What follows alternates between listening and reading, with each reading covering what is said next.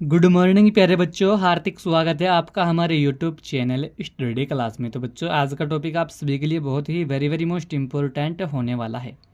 बच्चों, आज का हमारा टॉपिक है कि कोशिका की परिभाषा क्या होती है, यानी कि कोशिका किसे कहता है या कोशिका की परिभाषा क्या होती है और कोशिका कितने प्रकार की होती है। बच्चों, इस तरीके से यह टॉपिक हर साल बोर्ड एग्जाम में 2 या 3 नंबर्स में पूछा जाता है।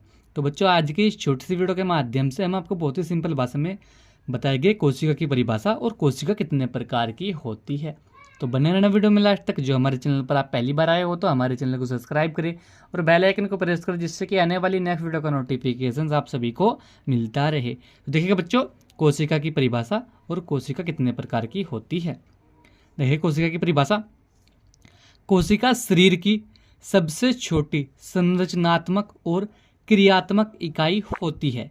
इसकी खोज रॉबर्ट हुक ने सन 1664 में की थी। यानी कि कोशिका को बच्चों हम इंग्लिश में सेल कहते हैं, सेल्स। कोशिका शरीर यानी कि कोशिका जो होती है शरीर की सबसे छोटी संरचनात्मक और क्रियात्मक इकाई होती है। यानी कि कोशिका जिसे हम इंग्लिश में सेल बोलते हैं, यह हमारे शरीर की सबसे छोटी संरचनात्मक और क्रियात्मक इकाई होती है।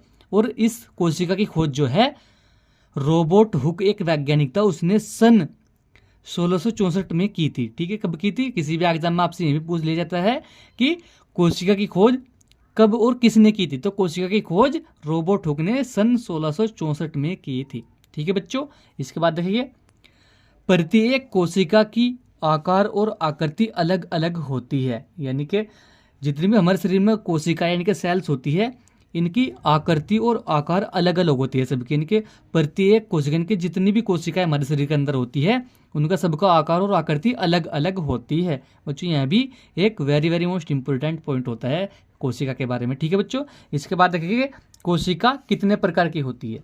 तो बच्चों, कोशिका 2 प्रकार की होती है। यानी कि कोशिका को हम इंग्लिश में सेल कहते हैं। तो सेल 2 प्रकार की होती है। कौन कौन सी होती है देखिए, इनके नाम भी देख लीजिए।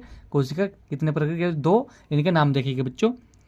एक तो होती है प्रोकैरियोटिक कोशिका, इसको इंग्लिश में प्रोकैरियोटिक सेल्स कहते हैं। ठीक है बच्चों, और एक होती है यूकैरियोटिक कोशिका, जिसको इंग्लिश में यूकैरियोटिक सेल्स कहते हैं। तो बच्चों, कोशिका कितने प्रकार की होती है? कोशिका 2 प्रकार की होती है। कौन कौन से नाम क्या क्या होते हैं इनके?